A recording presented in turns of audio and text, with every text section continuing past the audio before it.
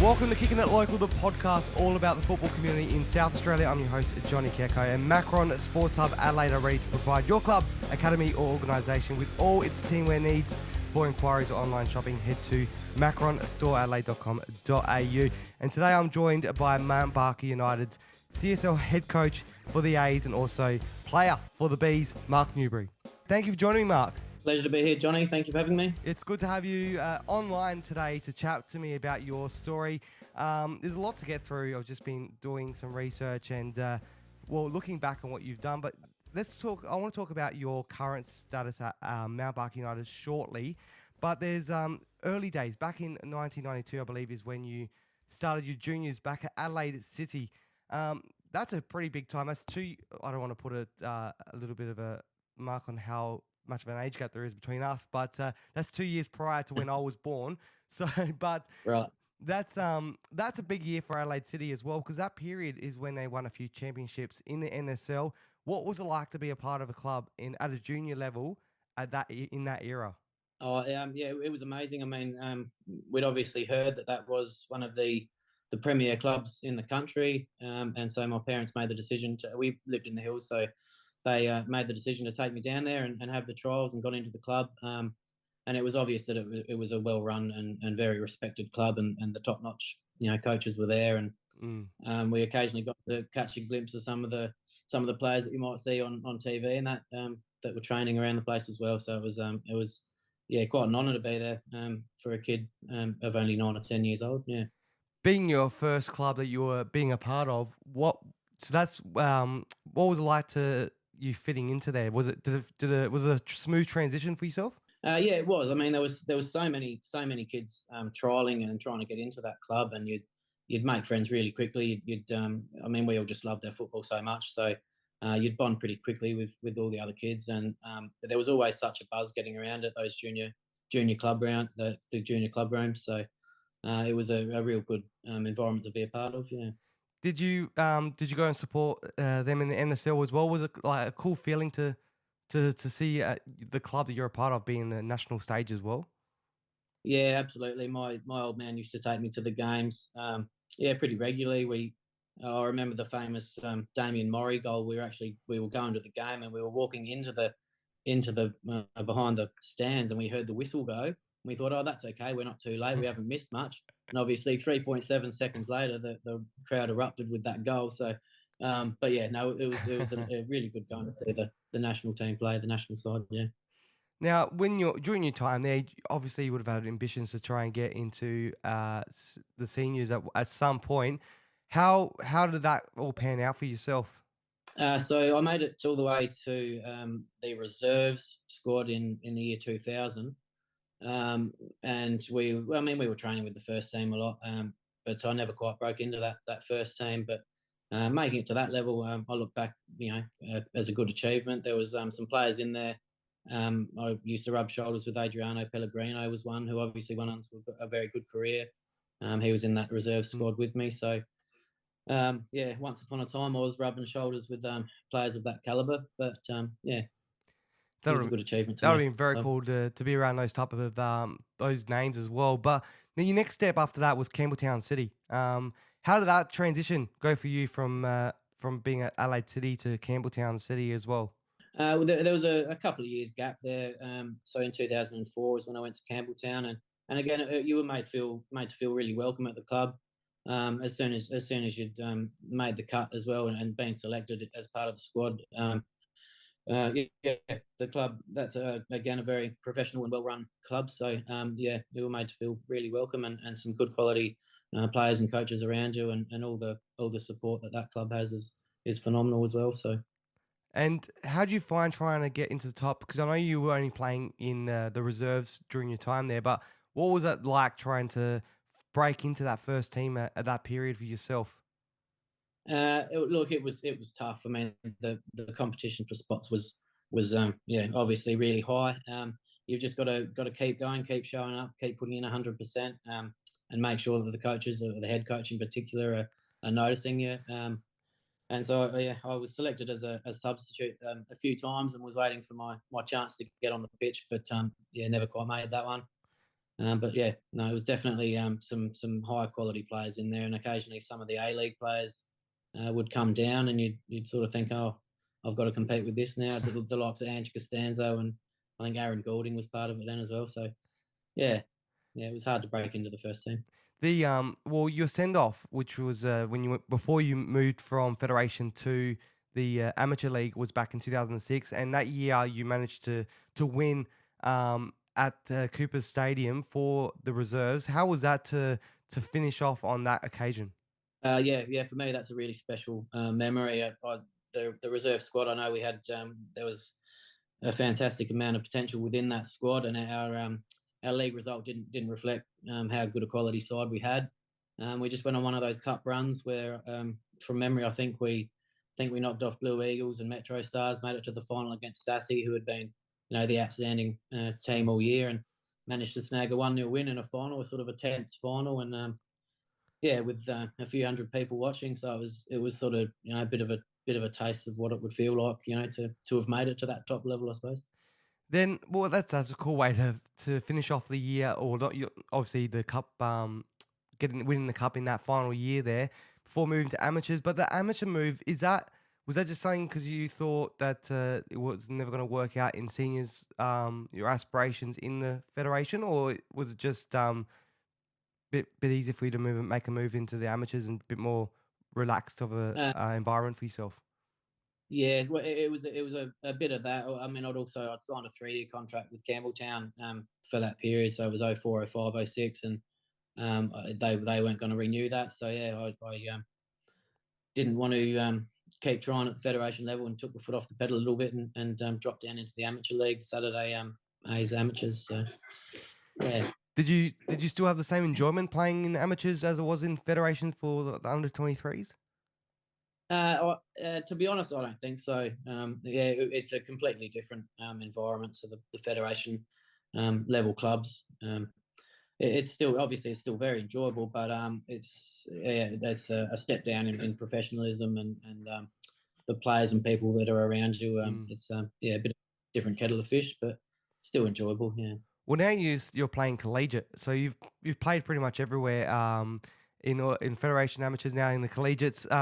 But you had a break in between. But what led you to going back to the Adelaide Hills where you're from and playing at Mount Barker United now at in the CSL where you've been since 2016?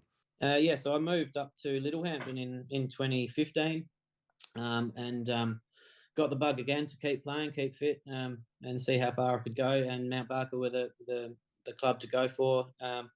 I joined them, yeah, like I say, in 2016. I think they were Div 3 then, and we got promotion to Div 2 in collegiates in the first year I was there, and then into Div 1 the year after. And that was a tough year, and went back down to Div 2.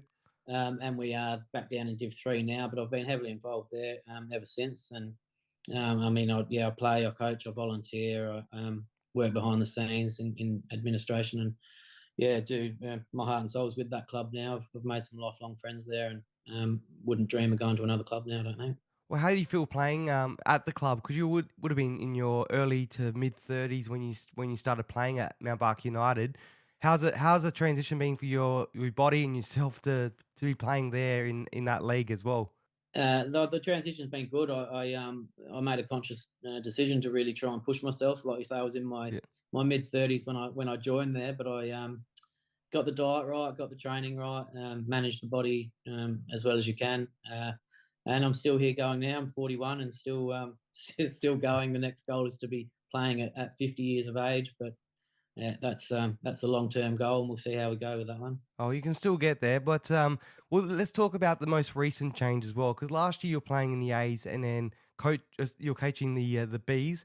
This year you've done a bit of a flip, and now you're playing in the Bs, coaching the A's. How are you finding that to try and to do that? You had a little bit of a slip in your playing level, but you've had a bit of a boost in your coaching level as well. Yeah, yeah, that's true. So for me, I mean, obviously the age is a factor in the playing. The body starts to slow down a little, but the taking on board coaching the A's this year has been really rewarding. Like I said, I've been with the club for 7 years now, and this year was the first year where it sort of felt like a little bit of a rebuild in the A's. We had a whole bunch of new and younger players coming through, some that had played previously with the club but at the state league level. And so it felt like a bit of a rebuild, and we had a really successful season. We finished fifth, but only one win out of third. And so for a new squad to come together and perform so well, I thought was a good achievement. And the culture within that team now is exceptional. All the players really enjoy it there, and I think it's a place now they look forward to coming and giving 100% of football. But yeah, really good year for my first year coaching Hayes. The so what's it like being a part of the CSL setup and being in both roles? Is it a challenge trying to juggle the playing and the coaching at the same time? Well, obviously, It yeah. it does have its challenges. Yeah, sometimes it's a bit rushed on a match day, but I tend at the trainings I coach both Bs and As, and the in the Bs level I can sub off early and sort of go across to start getting the As ready. So it works for me, and all the players are very supportive of it. They're happy to see me play in the Bs as well, and then they know that I'll be along shortly to get them ready for the Ace match. So Yeah. Well, I hear with coaching for yourself that the VAO cameras do a little bit of help you out a little bit with your coaching. yeah, absolutely. I love going back and watching the VOs, and yeah, I wouldn't say mastered the technology yet, but I know how to put a clip together, and I'll post that on a thread for the lads, and explain to them what I'm after, and what runs I want to see, and what's gone wrong, what's going right. And the feedback from those VO videos has been really good from the playing group. Yeah, they're really supportive of that because sometimes with only one training session a week, you can make it really clear through a VO video in an actual match situation. So yeah, it's been really good having that. And with having a CSL team up there in Mount Barker, what's some of the challenges you guys try and face as a club? Because we know that there's challenges of getting players up the hill for the federation clubs, including the Hills Hawks and Mount Barker United. But in a collegiate sense, what's the challenges like in that area trying to recruit players up there? Yeah, I imagine there is. I mean, yeah, it's a challenge to get people up the hill, like you say, but numbers wise, the club doesn't struggle at the CSL level. We do have, I think, just over 100 registered players. So this year we fielded 5 teams in the Collegiate League, which is, I think, the max you can have, or close to the maximum you can have. So the numbers are there. For me personally, it's a matter of trying to recruit some of the quality players that hopefully will fill up the A's, and then it will filter down into B's and the lower grades of the CSL. So yeah, I think it is difficult for clubs up the hill to recruit those quality players that are based in the city. Yeah. Well, talking about you have 5 teams in the CSL. One thing can't go without talking about is that across that you have a best and fairest, only one winner. This year was you. How was it to win that for 2023 and have that award? Oh yeah, phenomenal. It was a bit of a surprise. Yeah, like I say, there's 100 registered players there, and so to get that accolade, yeah, was fantastic for me. It's only been running for 3 years now, that award that we do over the whole club, and so I get to pop my name down there on the perpetual trophy. So yeah, it's something I can look back on in the future and be really proud of.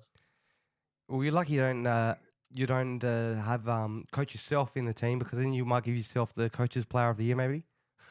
Yeah, some of the boys were telling me they think it was rigged. Yeah, Do they? yeah, Uh, well, you can't rig that, but mate, well, hey, I would probably try and do that because the only way I can probably win an award for playing football because I'm not that great at it. But talking about talking about having the players as well, the trials, you guys are doing trials this season as well for Mount Barker United Collegiate. How's that working for you guys this year? so yeah, this is the first year that we're actually going to run trials for the A's and B's. Usually it would just be what we call a come and try day, and try and get some players out that way. But I think with from what I'm hearing, a few players are coming across that'll really going to challenge for spots in the A's and B's this year, and hopefully really strengthen us up, and give us that extra depth that I don't think the club's had for a few years now. So I think competition for spots in any club or team is really important, especially at the A's level. And so, hopefully, the idea is that these players will realise that they can't take their spots for granted. They Mm. have to be showing up and putting in 100% and really earning their spot. Um, yeah, and so hopefully the collegiate mob will strengthen through it being framed as trials. Hopefully so. And you got 2 dates of those coming up as well, October 22nd and November 12th. So hopefully you can get some big crowds down there and many players to come and try out for the club. Yeah, yeah, we hope so. Yeah, from what I'm hearing, tomorrow, next year, sorry, will be a positive season. Uh, Yeah. look forward to seeing what you guys can do on the field, but off the field as well. Being a volunteer and as well as being a player and a coach, what's that like to have that load and trying to do those extra things for a club and get the club going? Because we know how important volunteers are. How do you find being a part of the club and doing those type of things as well for the club? Well, basically, I do it because I love it. It's football's given me so much throughout my lifetime, and you rise to the occasion. You see how much it means to some of the players and other people at the club, and like I say, I've made lifelong friends there now. And these people are the sort of ones that you'd bend over backwards for, Mm. and yeah, that's the most rewarding thing. Seeing that it's a club and it's a place that people can come and wash away all their other worries in life and enjoy being part of a football club. And we can't go past, can't keep talking about your career and being at the club without talking about your partner, who's also at the club. Claire, she's obviously a big volunteer at the club. She's done a lot of work. She's also the winner of a competition we had on our on Kicking It Locals page with Macron. So she does a lot of hard work around the club. What's it like being there with her and sharing the time with her? Oh, it's awesome. She's really affectionately known as the club mum at Mount Barker. Um, she'll get questions and ask for advice from anything from football to personal life to career to anything. But for me personally, yeah, having her support, right behind me, it's that um, the foundation that I can build myself on and be the best sort of coach, player, volunteer that I can be. Having her love and support next to me is yeah, really fantastic. We know a lot of partners, they try and get out to at least to one game every week to support, but she's got 2 games a week to try and support you. Does she manage to get out to both? She does. Yeah, she's there most of the day. Yeah, Yeah. she'll even be there. Yeah, a lot of the time for an entire day. I remember a few years back, we had to head down to an away game, and it was horrible weather. It was 20 mils of rain and 10 degrees, and I said, no, stay home, put the fire on, and she just wouldn't have a bar of it. She still wanted to get out there and support me, and yeah, she's yeah, very supportive. That's good. That's good to hear that have someone like that to help you out. But well, it sounds like it's a great club to be a part of, Mount Barker United. I've spoken to a couple of people, volunteers from up there, and it seems like everyone really enjoys it. Because I think because you're further away from a lot of the other clubs, there's not as many clubs in your area. It has a different feel to it. Do you see that for the club? Yeah, I think it's fair to say. Yeah, that yeah, I mean, yeah, obviously we stick together. Most clubs do, but yeah, like you say, geographically, being so far away, it's not like if you're upset at this club, you can pop down the road to the next one or anything like that. So yeah, and I think there is a good sense of camaraderie with the Hills clubs and in particular ours. Yeah. Well, it's good to see. And well, we better wrap it up now because I know you've got a busy schedule. Especially it's off season, but there's never an off season in football, is there? No, not for me. I'm consistently always watching, analysing football, and yeah, can't switch my head off it. So. No, there's nothing wrong with that. But mate, we're gonna wrap it all up. But we've got to wrap it all up the way I do it with every single guest, and that is with the kicking it questions, which I ask every single guest.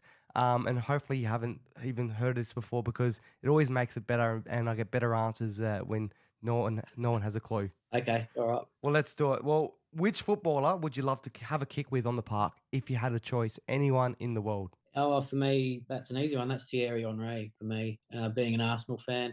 Yeah, he was my favourite player back in the day, and I'm still reflect on the Invincibles era and what he was able to achieve with Arsenal. So, yeah, favourite player by far was Thierry Henry. So. Yeah, no, he is a good player. But the other thing I've got to mention as well is that for any of my regular listeners will know when you just said you're an Arsenal fan that I reckon I actually have to go back and do the stats because I reckon it's over 50% of my guests have been Arsenal fans, and you're added to the list now, Mark. Yeah, well, yeah. Hopefully, there's more of us around. Hopefully, we can all be celebrating very soon with, a league win or Champions League or FA Cup, something like that. Yeah. Yeah, well, don't celebrate too soon, just in case. It's still early days. And I think for us other football fans that don't really have an attachment to any EPL sides like myself, would be barracking for Tottenham just for Ange's sake, I think. I know. This is why I brought this up at the end of the conversation, so you don't just switch off. No, yeah, Nah. all the best to Ange, but he's I don't like the club he's at for obvious reasons. Yeah. No, absolutely. I think everyone that's I don't really have an attachment to Tottenham, but if I had to support anyone now, it would have to be Ange, not Tottenham, but Ange. Be good to Fair see enough. him. Would be good to see him do well, but it'd be great to see Tottenham and Arsenal right at the end, vying for that top spot. That would be pretty cool.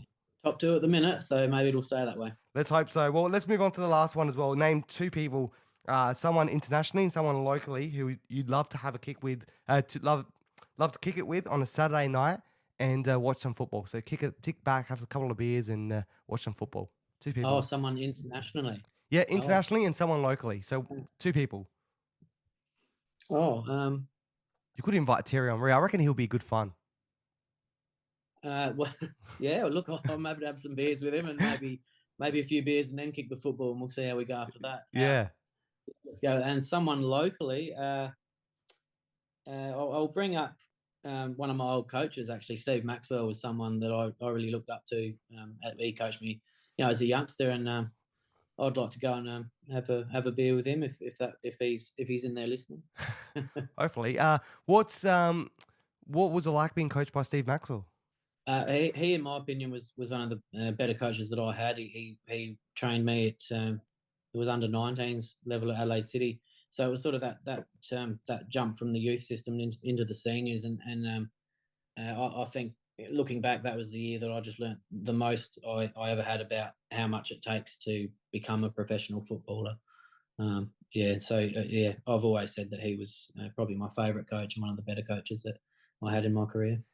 Beautiful. Well, that's good to see. Well, hopefully you can you'll have the beer with him and Terry Henry is what you've chosen. So there you go. Take that. Yeah. That'd be a great deal. Absolutely. Well, thank you for joining me, Mark. It's been a pleasure chatting to you, learning your story as well in the CSL level, and hopefully next year you can win some trophies with both of the teams, maybe with both the Bs as a player and the A's as a coach. Yeah, let's hope so. And thanks for having me, Johnny. That was the Mount Barker United's CSL head coach and player, Mark Newbery. Make sure you subscribe to Kicking It Local wherever you get your podcasts so you can get a taste of the SA football community. Plus, follow Kicking It Local SA on Instagram and Twitter so you don't miss any of the action. See you soon!